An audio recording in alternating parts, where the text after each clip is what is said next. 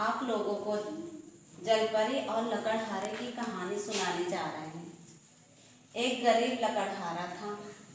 वह अपना और अपने परिवार का पेट पालने के लिए जंगल में रोज लकड़ियाँ काटने जाता और लकड़ियाँ काटकर शहर में बेचता।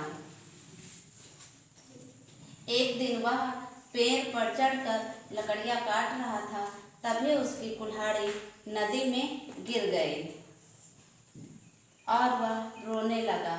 हे भगवान, अब मेरा और मेरे परिवार का क्या होगा?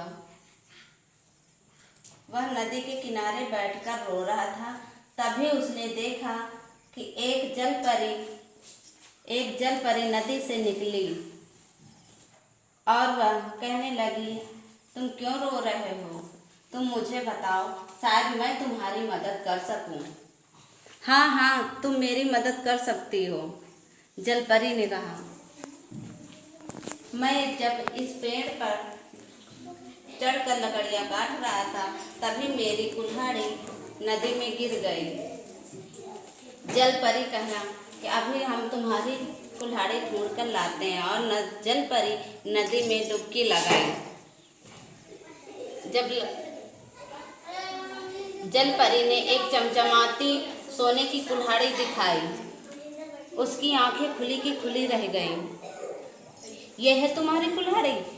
लकड़हारे ने कहा। नहीं नहीं, ये मेरी कुल्हाड़ी नहीं है। जलपरी ने फिर डुबकी लगाई।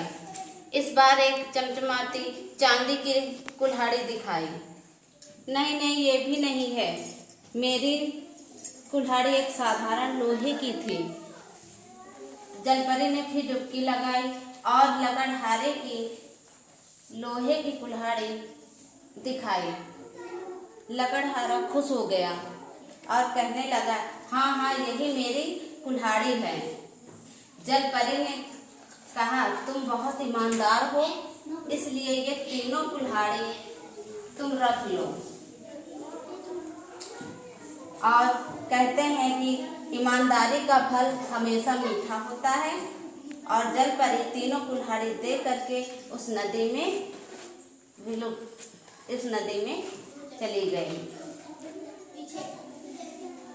और इस कहानी से हम लोगों को यह सीख मिलती है कि हमेशा ईमानदारी करनी चाहिए और